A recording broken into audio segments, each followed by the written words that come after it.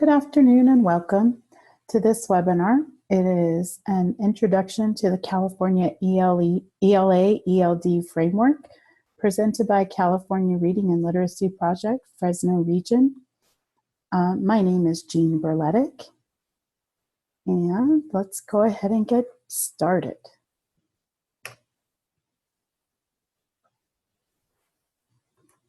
Oops.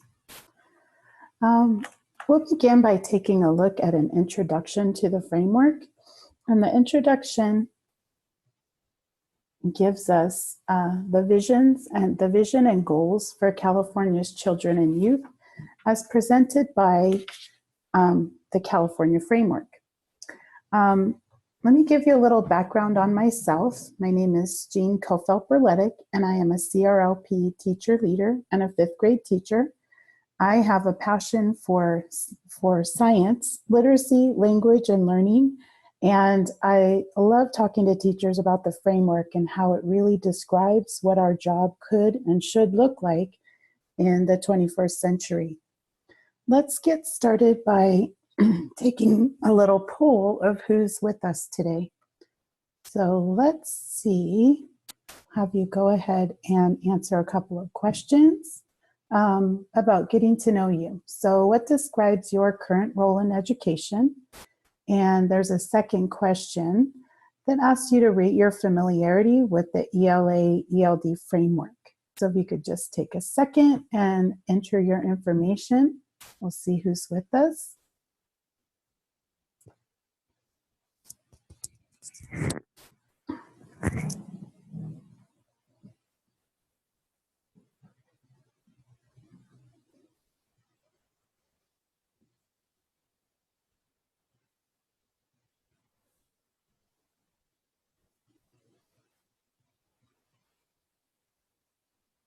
Well, it looks like we have from somewhat familiar to very familiar, and I'm going to go ahead and end the polling. And our audience today is from higher education and other. And we'll be looking at it kind of through the eyes of a classroom teacher, but talk a little bit more about what it means for people in different roles in education. So our agenda today has us looking at the introduction, Chapter 1 and Chapter 2 of the framework. And we'll be talking about the purposes of the framework, the principles that guided its development, and a few of the unique aspects unique to this framework, and definitely that make it different than frameworks we've had in the past. Then we'll look into Chapter 1, which gives us the big picture of the ELA, ELD, literacy, and ELD. And we will look at the goals in Chapter 2, the context for learning, and the key themes, as well as and a little bit into the approaches to teaching and learning, and English language development. And finally, we'll wrap up with a look at how the framework is organized for all the chapters. So let's go ahead and take a look into our first part. We're going to dig into this walk through the framework. Just so you know, the whole document itself has 1,084 pages. So we're going to take a little glimpse into it today. Excuse me. And to begin with, in the introduction to the framework, it was an opportunity for the California Department of Education to describe the state's goals and vision for California's children and youth. And those goals and the vision include a place where students can read, analyze, interpret, and create a variety of literary and informational text types, that they develop an understanding about how language is complex, dynamic, and it's actually a social resource for making meaning, that they develop an understanding of how content is organized in different types of texts and disciplines, and how using text structure and features can help us understand even better. And we can use those structures depending on our own purposes and what our audience is. Also that students become aware that different languages and variations of English exist, and that they recognize that their home languages and cultures are resources for them to value and draw upon as they develop their proficiency in English. We want our students to contribute actively to class and group discussions, asking questions, responding appropriately, and providing useful feedback. We want them to demonstrate content through oral presentations, writing tasks, collaborative conversations, and multimedia, and to develop proficiency in shifting language used on, and be able to shift their language use based on task, purpose, audience, and text type. So that vision, as stated by the state of California, it's a big vision and a big goal, but it's, and this document really is our user's guide for how to make that happen. And we're also going to take a look at some of the principles behind that and the special emphasis that CDE put on English learners in the framework. And you'll see the quote at the bottom: California is deeply committed to helping its most precious resource, its children and youth, realize these visions. And this framework for implementation of the standards, both ELA literacy and ELD, is critical and essential as a contribution towards achieving this goal. So this user's guide, the framework, will give us an idea of how we can put these two tools together to reach that vision and goal for our students. So the purpose is, the framework was written to provide instructional guidance and lesson ideas for TK through 12th grade teachers of all content areas. And it really translates research into practice, and it guides students, school districts, and curriculum development and program design, and also as they make decisions about what types of curriculum to implement and how to do that. It guides also the professional learning and leadership that teachers as well as leaders need, and also directs publishers to provide high quality materials to teachers. So it puts a description together of what curriculum could look like and should look like to be able to bring that vision to light. So these are the audiences, so teachers, school district, curriculum people, leaders such as administrators at site and district, as well as publishers and professional learning providers. So the principles that guided the development of ELA ELD framework are that focused around the idea that well-prepared teachers are key to making this happen. And of all the audiences listed on the previous slide really have to work together.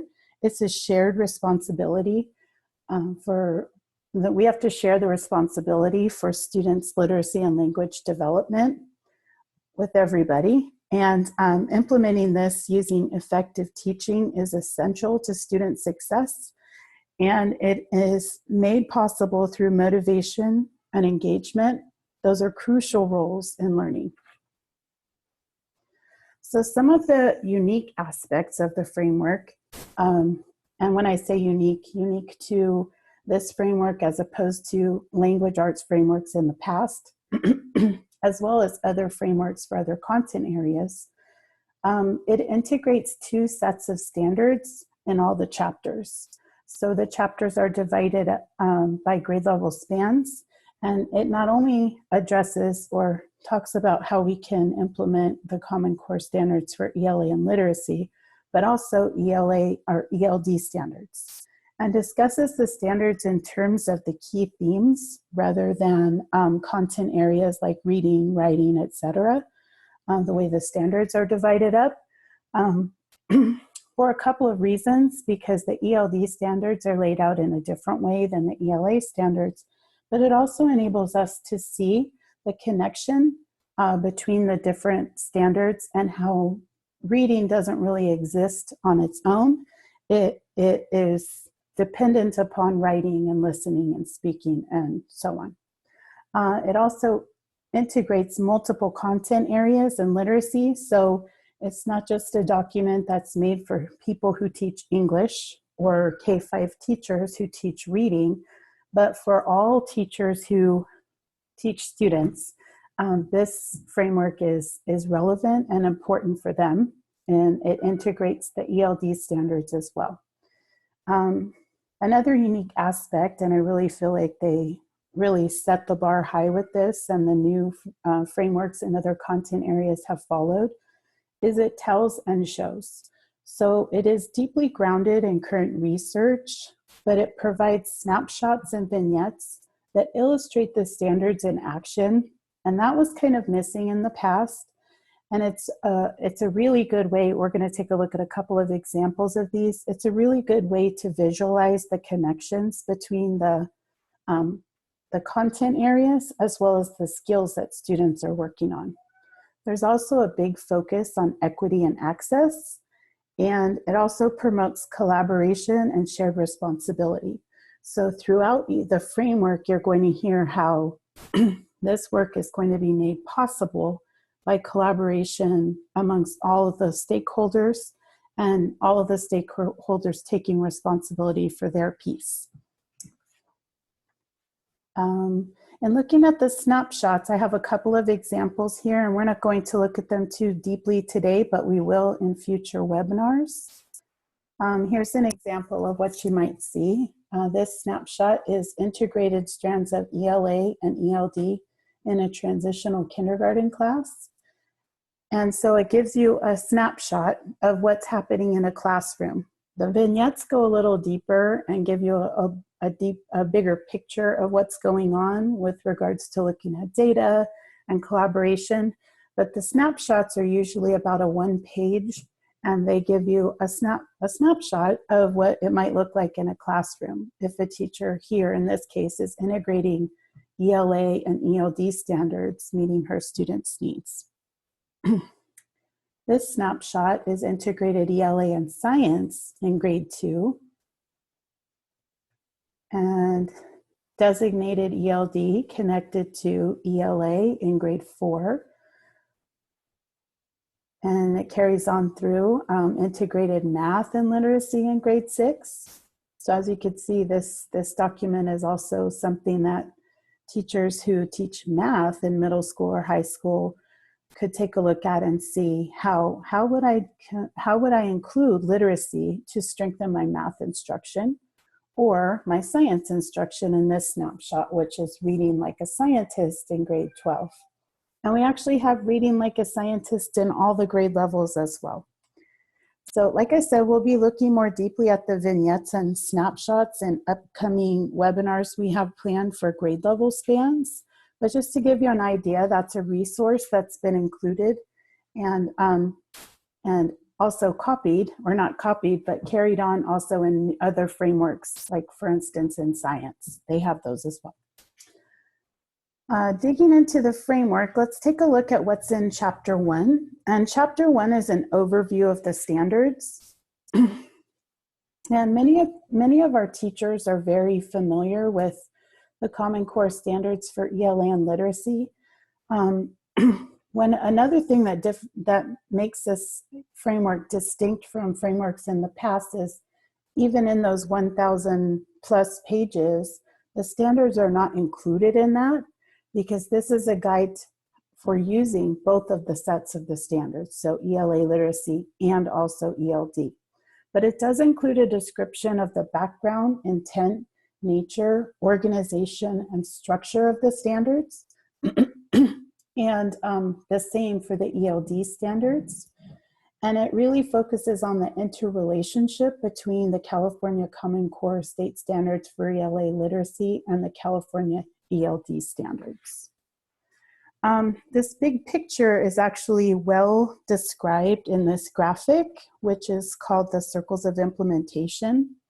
And we can see how the pieces kind of fit together here, and how, and it also shows us how reading, writing, listening, and speaking and language fit together with other content areas. So let's begin by taking a look at this outer ring. And the outer ring identifies the overarching goals of ELA literacy and ELD instruction. By the time California students complete high school, they should have developed readiness for college, career, and civic life, and have attained the capacities of literate individuals, also have become broadly literate and acquired skills for living and learning in the 21st century. So those are those goals that we talked about a little bit earlier. The next section that I'll draw your attention to is this white field. And the white field represents the context in which instruction occurs. This framework asserts that the context for learning should be integrated, should be motivating, engaging, respectful, and intellectually challenging.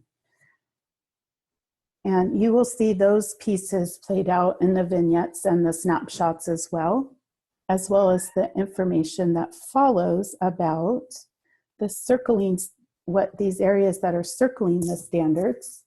And these are the key themes of the standards. These 5 key themes tie together the 2 sets of standards.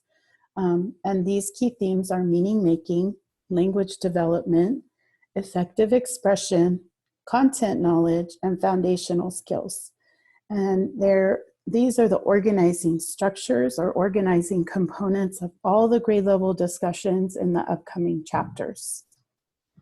And at the center, you'll see where the standards lie. So inside, you'll see both the California Common Core Standards for ELA and Literacy, and even inside of that, you see the California ELD standards. And below that, you'll see in all disciplines, so that students will meet those standards in all content area or all content disciplines. And like I said, that's a departure from what we've had in the past. With that in mind, let's zoom in a little closer on the center circle, the California ELD standards. And I have another little poll for you. So let's see how familiar you are with the California ELD standards. Please rate your familiarity with the ELD standards.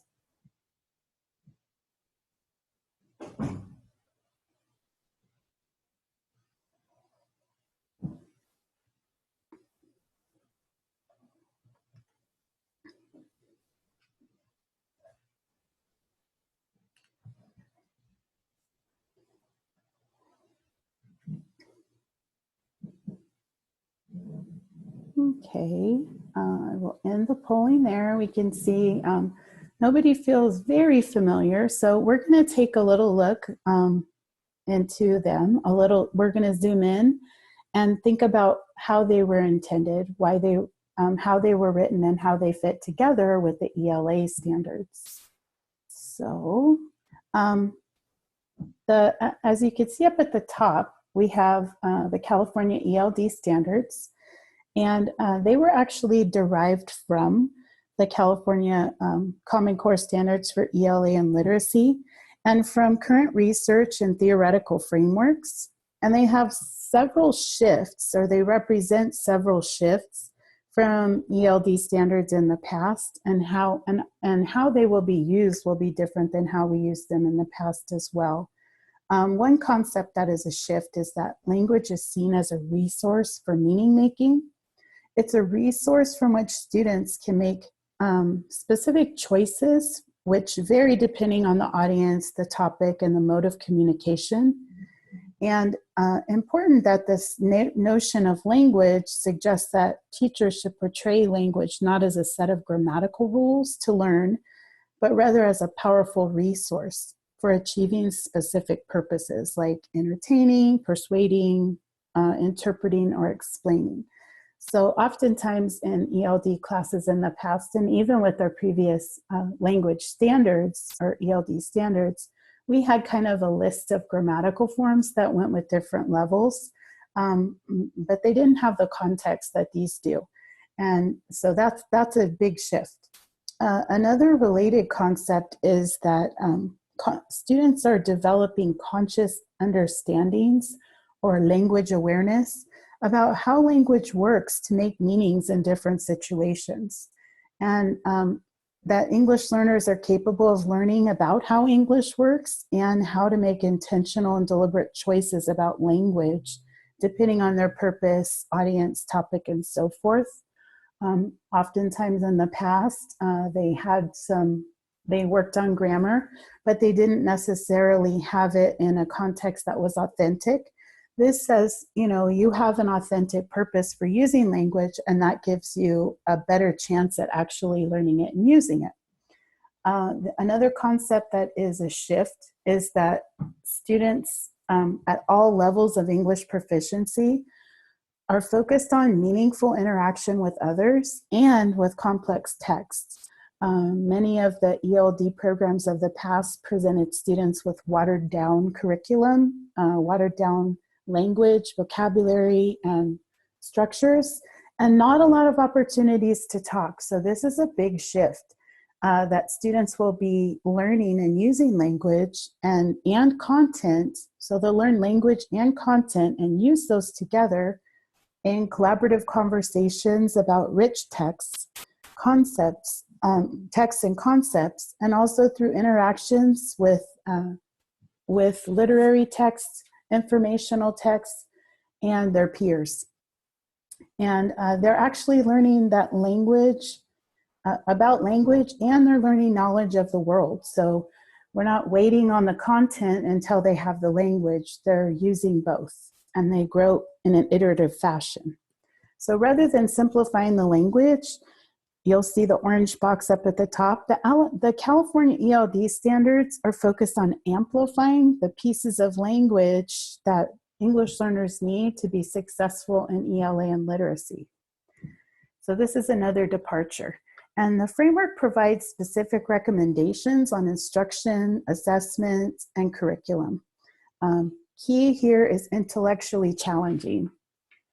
And so the way the standards are broken down, we'll look at a little bit more in another webinar as well, but they have sections of the standards where they're using the language purposefully for describing, explaining, etc. And so they have why. They have a reason to use the language, and that's both oral and in writing. And then how they're using it through meaningful interactions, collaborating with others, interpreting meanings of oral and written texts. And they're producing meaningful messages as well. So those are the how, or the processes of how they use language. And then the knowledge of language, the what, the resources, are focused on structuring cohesive texts. So how do I tie ideas together? I have several ideas. How can I tie those together? What do different types of texts look like, both oral and written? And using language to expand and enrich their ideas. So how can you add those ideas using nouns and noun phrases, verbs and verb phrases, and then different types of modifiers.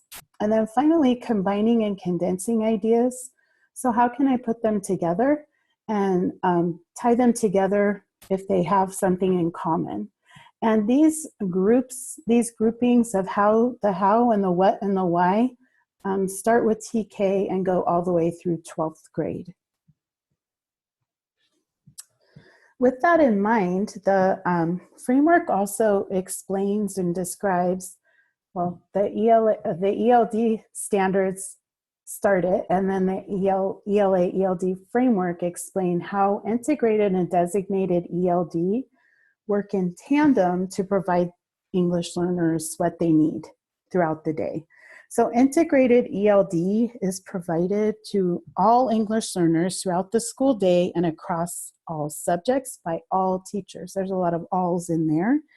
And the ELD standards are used in tandem with whatever content standards they're using for their instruction to support English learners' academic and linguistic development. And in designated ELD, which is a protected time where students are usually grouped with students of similar language levels, the teacher focuses on the ELD standards as the focal standards but not, but so that they build into and from whatever they're working on in content. So it supports them into the content in science or English or history or math, and from as well. So it's hard to follow, to set out a roadmap for the year, because it's really involved in how you're assessing how students are learning language and how they're using it in content instruction, as well as during designated ELD. Ideally, students are grouped for designated ELD by language proficiency and their work on knowledge and abilities that they need to be successful in those content areas. This working in tandem really highlights the reciprocal relationship between the two, and in the central position of content knowledge and language development, both areas ensure that ELs are optimally supportive for school success. So in the past, many times English learners would end up with content gaps because, like I had mentioned before, their content instruction came later after they developed some language. But this really helps EL students accomplish the vision and the goals outlined in the introduction to the framework by taking away that gap in time and hopefully eliminating the gap that they had in content knowledge. So this does connect back to the goals of ELA and literacy instruction, and the ELD framework, ELA-ELD framework takes the position that ELA literacy and ELD instruction have 4 overarching and overlapping goals. So as you can see in the image, both of those sets of standards are going toward the same goals. It's not focused on simply learning English, but it's learning English in all of these different ways so that they can be broadly literate, have 21st century skills, have met the capacities of literate individuals, and have attained readiness for college, career, and civic life. Digging into Chapter 2, Chapter 2 really describes, this is the part that really is like the user's manual for the 2 sets of standards, and gives you the guide for how to go forward into the grade level content. This area or this section includes the goals then of ELA literacy and ELD instruction, context for learning, key themes of ELA literacy and ELD instruction, and different approaches to teaching and learning, as well as a deeper look at English language development. The context for learning is the field that we were looking at before. It really focuses here on how important it is and how to integrate the curricula, and providing a setting for students which is motivating and engaging, that is respectful of learners and ensures intellectual challenge. So we're bringing that white field forward into light in this chapter. These are the key parts of this are the meaning making, language development, effective expression, content knowledge, and foundational skills. Those key themes we're going to go more deeply into each one of these, but these key themes cut across reading, writing, speaking, and listening, and language, and they encompass all 3 parts of the ELD standards, Part 1, Part 2, and Part 3. And this figure we looked at, you can see the 5 themes pulled out, but again, you have the ELA and the ELD standards at the heart. So meaning making is at the heart of ELA literacy and ELD instruction. And the framework states that the term meaning making is synonymous with the term reading comprehension. Reading comprehension is the process of extracting and constructing meaning through interaction and involvement with written language. In this, students also learn to write to convey meaning and show meaning making through speaking and listening. They provide oral responses in the same areas and use language appropriate to task and audience. So it goes across disciplines.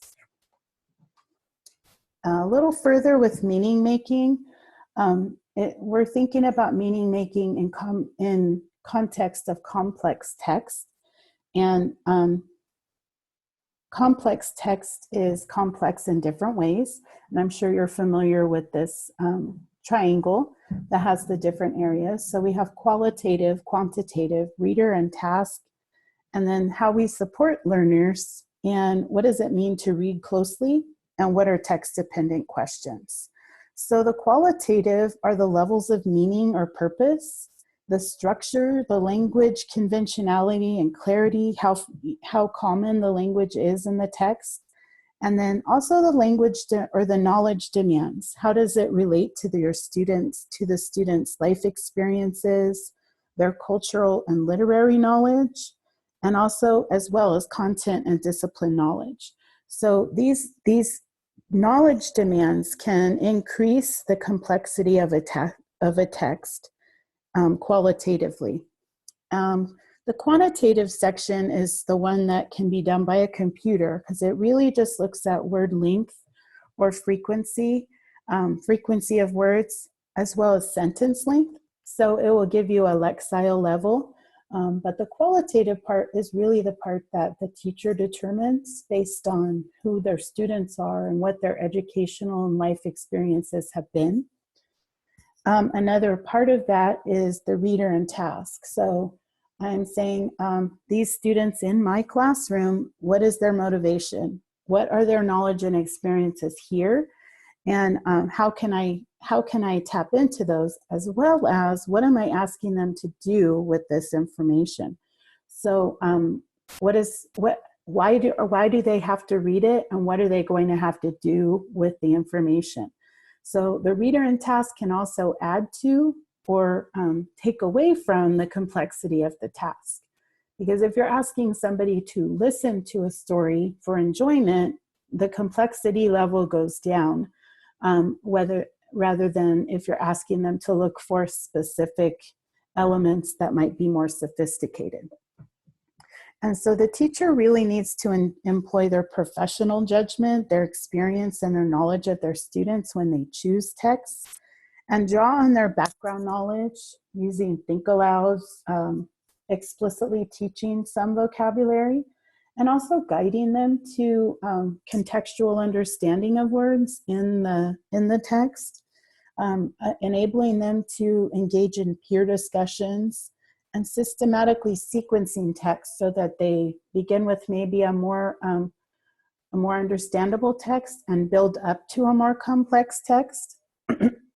And then rereading text for different reasons as well, and using visual tools like thinking maps or graphic organizers to help understand the flow of the text and what the pieces of information are, and connecting that importantly to a purpose for reading. Why am I reading this? What am I looking for?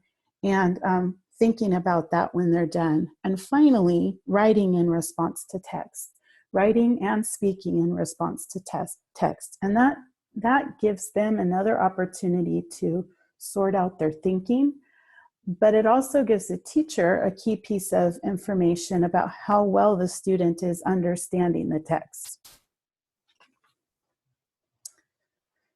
The next theme is language development, and this one is always a little sticky to start with because people often think that we're talking about English language development, ELD, integrated and designated, etc. But this is a different look at language development, and as we know, language develops as a result of learning new content, reading more books and texts, and writing responses and analyses. So this language development in this theme is focused around vocabulary, academic language, syntax, and text structure that's crucial for learning. And it is with and through language that students learn, think, and express their ideas. So it's how do you learn something through language, and how do you express what you know through language? and that develops, the students increase in proficiency and sophistication the more and more that they interact with language. Some of the pieces of language development include, like I said, vocabulary. And we're not talking about tier 1 conversational, which is most frequent, but we're looking at tier 2 and tier 3 a lot. So some domain specific as well as general academic vocabulary, and that we have students with grammatical and discourse level understandings so that their grammatical structures and vocabulary interact to form the registers that vary depending on their context and situation. And oftentimes that's, we might have to level it down a little bit and then level it back up as they become more comfortable with especially the academic vocabulary and domain-specific vocabulary. And the variation in that register happens, depends on what's going on, what's happening, who's involved, and how the message is being conveyed. So there's a big focus on both in ELA and in ELD standards on understanding your purpose for communication and your audience. And in language development, students have to become adept with how does the vocabulary and the grammatical and discourse understanding change. So how does the grammar change as my audience and purpose changes? Like if they're writing a letter to their parent versus writing a letter to the principal, or if they're writing a report that they would present to their class, or if they're writing a report that they would present to somebody at a lower grade, for instance. The next key theme is effective expression. And in effective expression, reading, writing, speaking, and listening and language are tools for effective communication across the disciplines. So students need to be able to express themselves in speaking and writing in order to show what they know.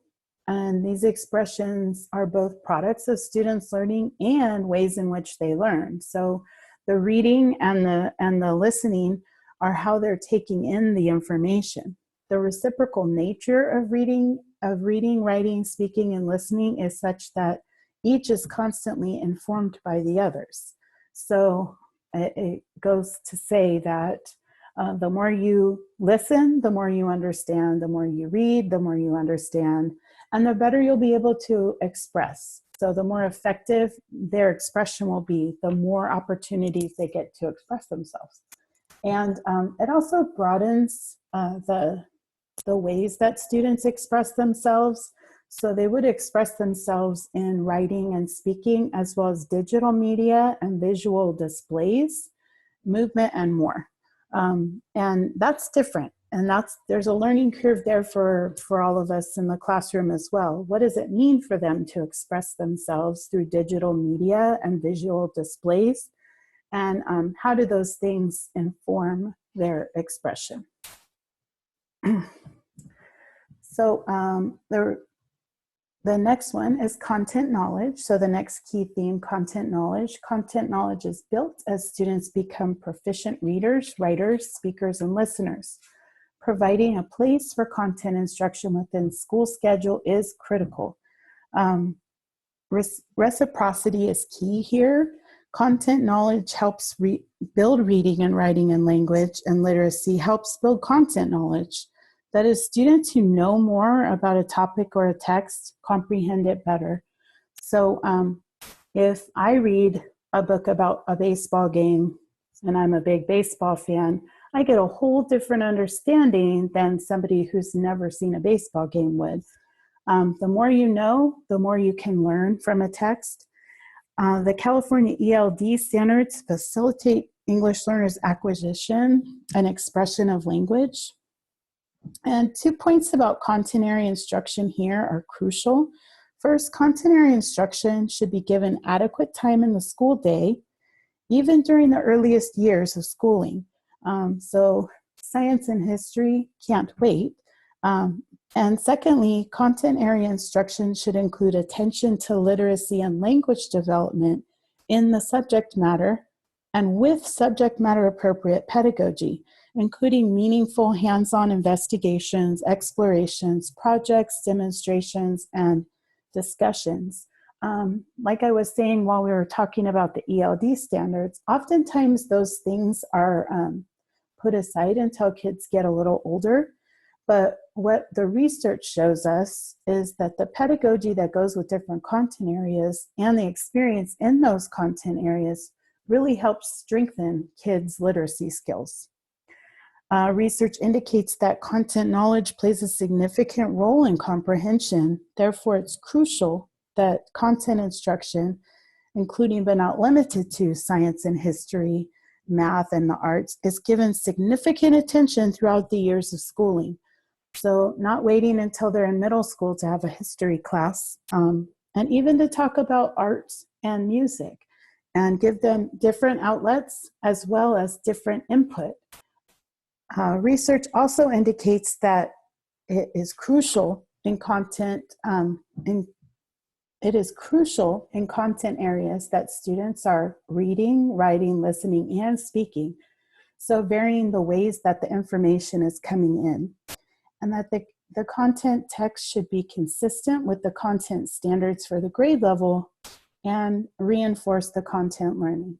So using content area texts, whether the texts are listening to a speech or watching a video, reading different texts, but they're connected to the grade level content standards. That way students are gaining in their content knowledge as well through the wide reading and engaging with informational texts and engaging in research. The next key theme is foundational skills. And foundational skills include print concepts, phonological awareness, phonics, and word recognition and fluency. And these are crucial for literacy achievement, for students to independently learn with and enjoy text and express themselves. They need to be fluid with their decoding and their creation in the alphabetic code, and that they acquire these foundational skills through excellent systematic instruction and ample opportunities to practice. The ultimate goal of foundational skills is to rapidly and accurately recognize and decode printed words and meaningful connected text to nearly effortlessly record ideas in print.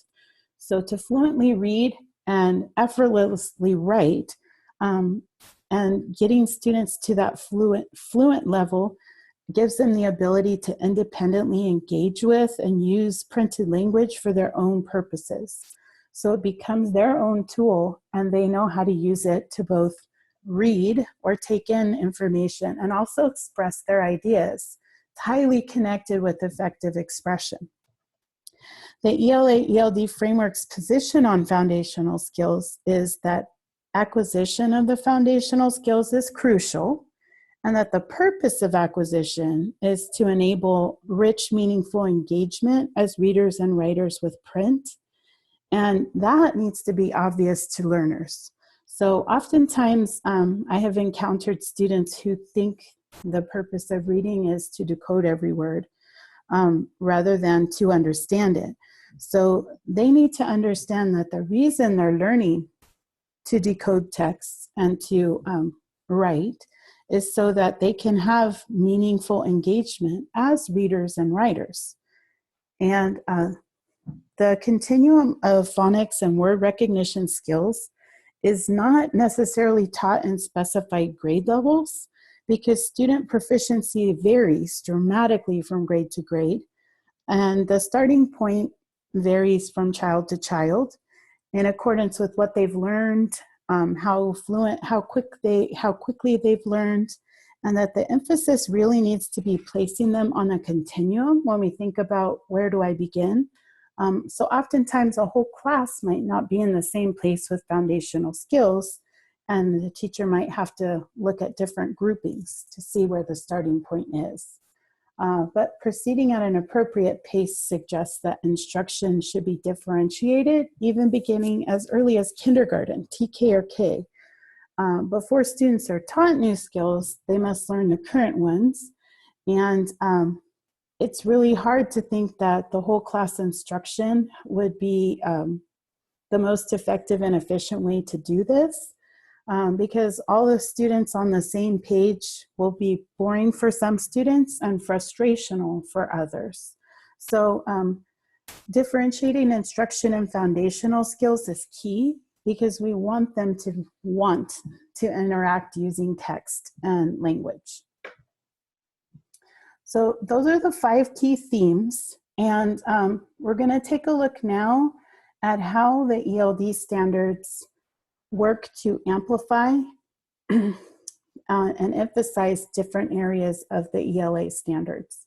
So the California ELD standards amplify the emphasis of ELA and literacy, that ELA and literacy places on developing language awareness and flexible use of English across disciplines, topics, audiences, and tasks. And so we're going to look at the 3 sections of the standards. We have part 1, which is meaningful interaction, and that focuses on meaningful interaction with others using oral and written text, and it has 3 modes of communication: collaborative, interpretive, and productive.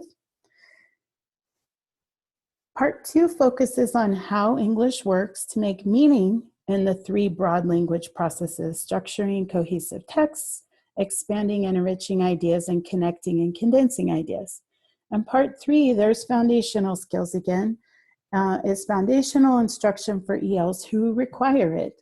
So if you're thinking of ELD instruction in the early grades, of course, all English learners and other students will require it. But if you're looking at a student who's learning English for the first time when they're a little bit older, you have to identify where they are to figure out what foundational literacy skills they would need.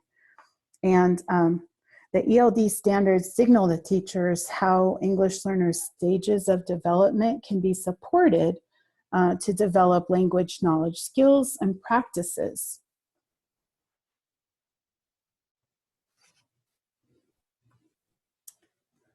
And the ELD standards connected with meaning making and content knowledge. The California ELD standards show that English learners at all 3 proficiency levels are able to engage in intellectually rich activities where meaning making and developing content knowledge are the focus, which again is a departure from where we were for many years with ELD curriculum. Intellectually rich activities with rich vocabulary and language, and lots of opportunities, because all ELs at all levels will be working with interpreting texts, using comprehension strategies and analytical skills, and demonstrating understanding through language, both oral and written, that explains their thinking. So they're not just producing grammatically correct sentences, but explaining what they're thinking and what they're recognizing about language and content. All of that, of course, with appropriate supports that are also described both in the standards and in the framework. More about language development and effective expression. The California ELD standards amplify the emphasis on students developing language awareness and being flexible with use of English across disciplines, topics, audiences, tasks, and purposes.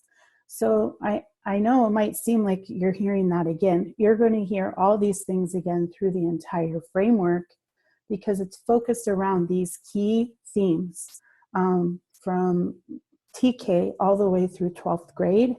And the emphasis is featured prominently in parts 1 and 2 of the standards, and developed within the recursive nature of reading and writing, all in the context of content learning as well, again, with appropriate supports.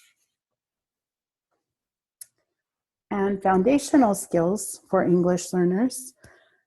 It needs to be differentiated based on a variety of factors, like I mentioned before. including age similarities between students' primary language and English, and their oral proficiency in English as well. So there are some resources in the ELD standards that help you determine that, depending on your grade level that your students are.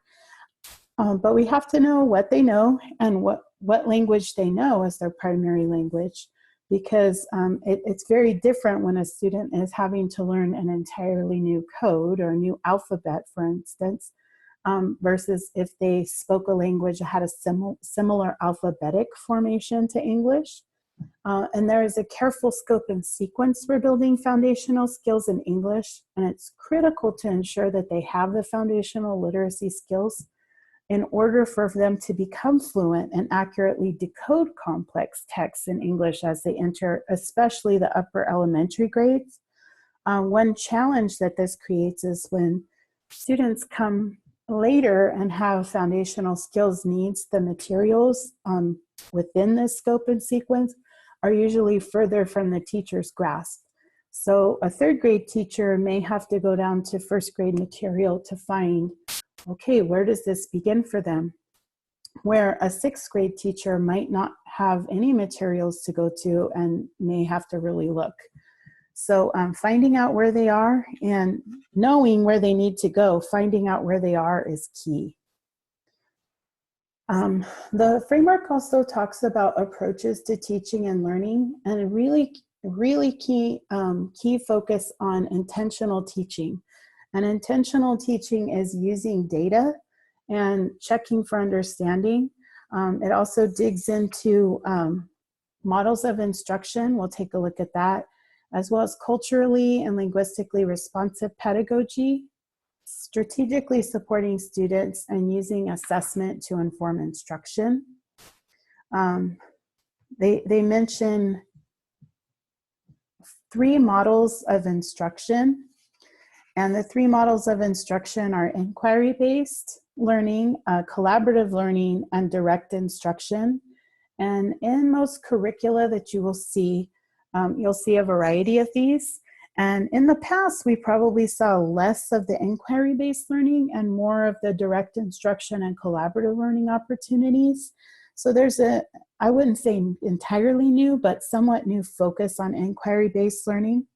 And these approaches are not limited. They're not limited to these approaches, but these are the ones cited in the framework as examples. And inquiry-based learning is learning as a pursuit of knowledge through interacting with materials, resources, and peers. So it's really student-driven. Students make observations and generate questions, investigate, discuss their ideas. Sometimes they create products.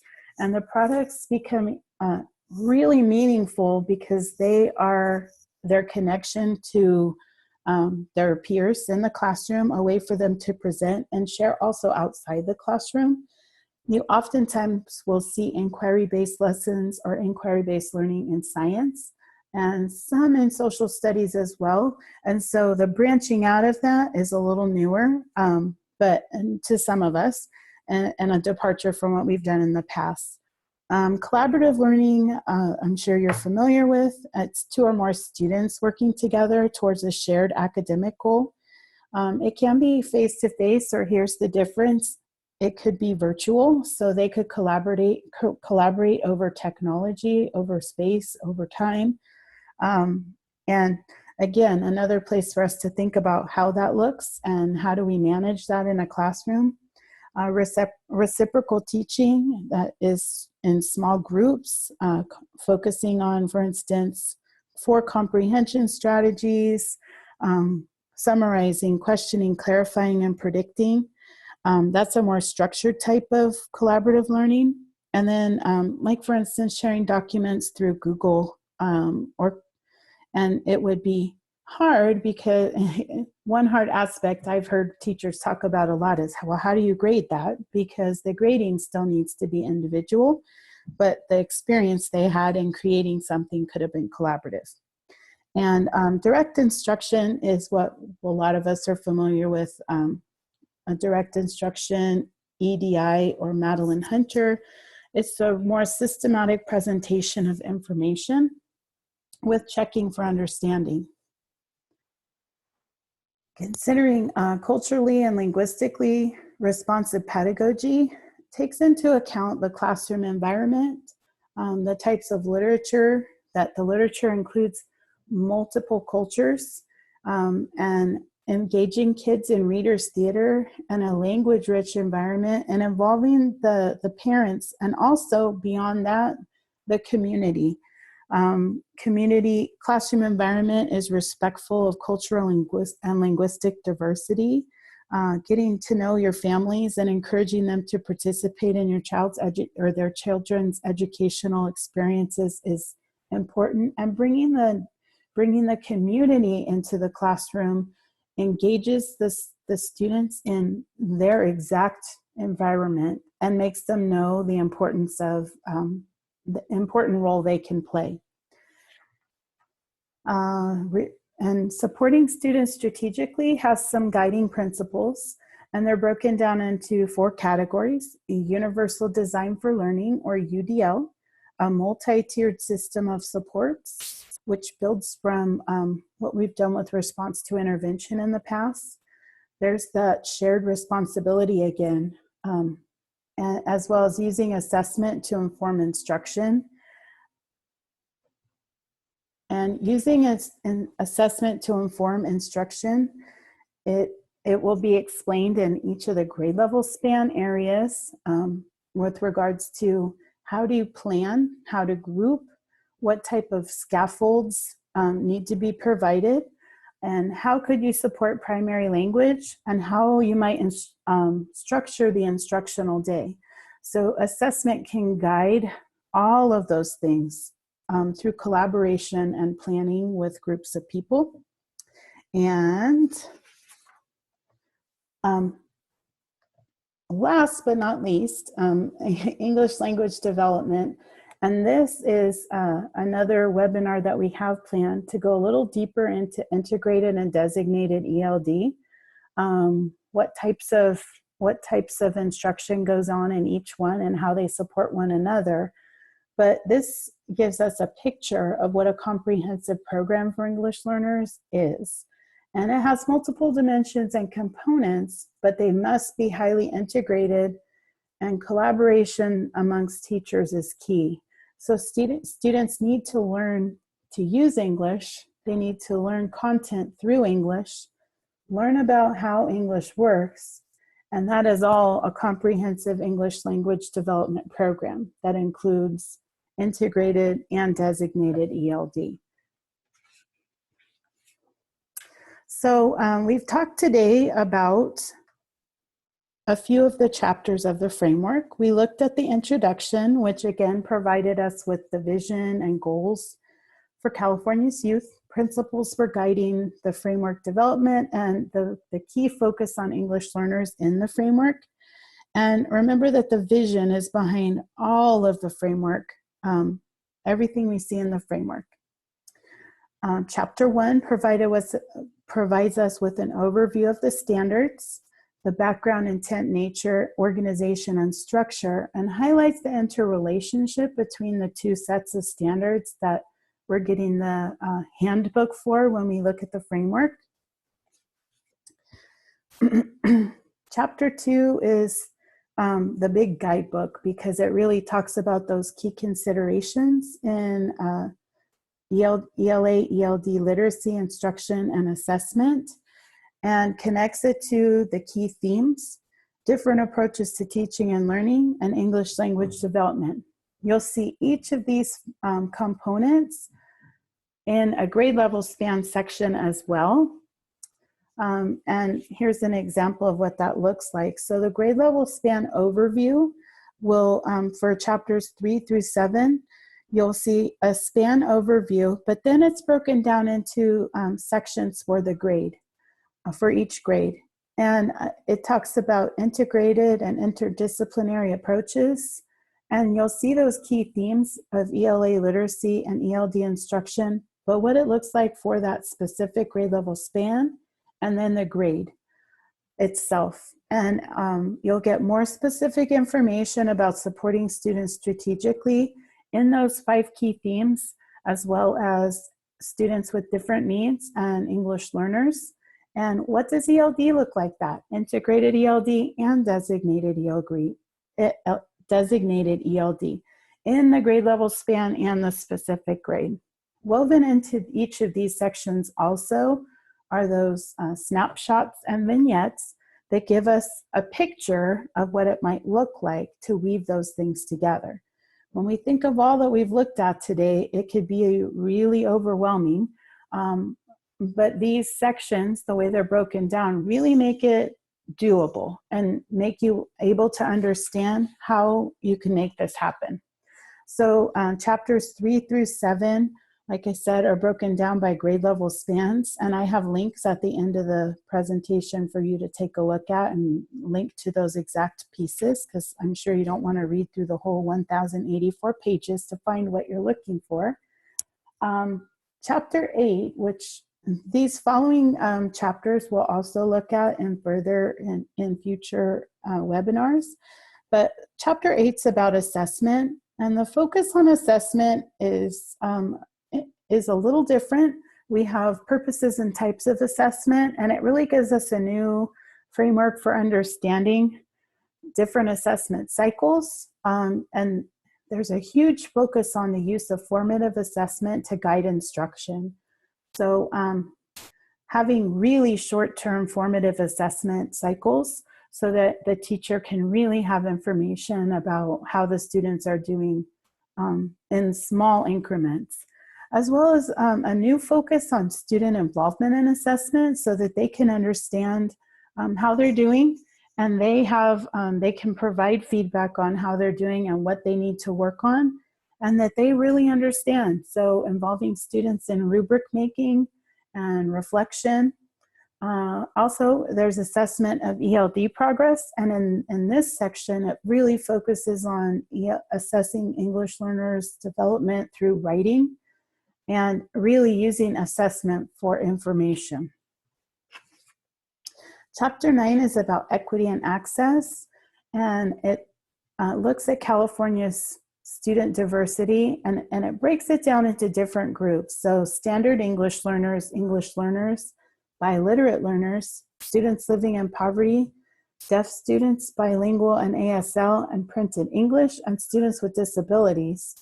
Looking at culturally and linguistically responsive teaching. So this section dives a little deeper into that, and also how that relates to universal design for learning and the MTSS, or the multi-tiered systems of support, and how students need equity and access in those areas as well. And equity and access in instructional practices for supporting students who are having difficulty learning reading. So there's a section just about reading as well. Chapter 10 is learning in the 21st century, and it's not just about using computers, it's a lot bigger than that. And it's really eye-opening to consider all the differences that our students in the 21st century will have to face and are facing currently. This chapter looks at instructional practices for developing 21st century learning, which does include technology, but also collaboration, creativity, etc. And what does professional learning and support and teacher support look like for that? Because this is a whole new world for us. And there's a section also that highlights directions for the future, and which is changing every day. Chapter 11 is about professional learning, leadership, and program support. And it really focuses on the importance of working within a collaborative culture, professional learning ideas using, including sources, research, and critical content for professional learning, as well as a shift in what leadership means and how people collaborate professionally, and collaborating with, including a bigger group in your collaboration, including libraries, extended learning programs, so your after-school program or summer school, parents and families as well. So really opening up who's involved in this collaboration for student success. And chapter 12, criteria for evaluating instructional materials. This slide lists the programs, and many districts are in the process of adopting English language arts or ELD curriculum and ELD curriculum, or they may have just adopted it. One thing that's really important is teachers understanding the structure of the framework will really help them be better consumers of their instructional materials, because the materials are designed with the framework in mind, with those 5 key themes. So it may look different. The programs may look very different than what they've looked at in the past, but recognizing those connections between all those 5 themes and the ELA and ELD connection with content areas is really important for teachers to understand what to do with their material and judging the quality of what they have to work with and how they might work it in their classroom. So the final slides I have here are links to the different sections, and each of those will take you right to that particular section, save you a little time in the 1,000 pages. So just to bring it back together, those principles that guided the development will be our closing point. So schooling should help all students achieve their highest potential, and that responsibility for literacy and language development is shared. Everyone has to do their part, and ELA, ELD curricula should be well-designed, comprehensive, and integrated. And effective teaching is crucial, essential to student success, and motivation and engagement play crucial roles in learning. This is a link to our Facebook page, and also where you can find our webpage at crlpfresnostate.org, or find us on Facebook at CRLP Fresno State. And back on the beginning, I have a link to my email. If you're interested in any other information, please feel free to give me, shoot me an email. But for now, I will open it up for questions if anyone has any questions. You can type them into the chat. And while you're thinking, I want to thank you for coming out on a Sunday night before a holiday to join us to talk about the framework.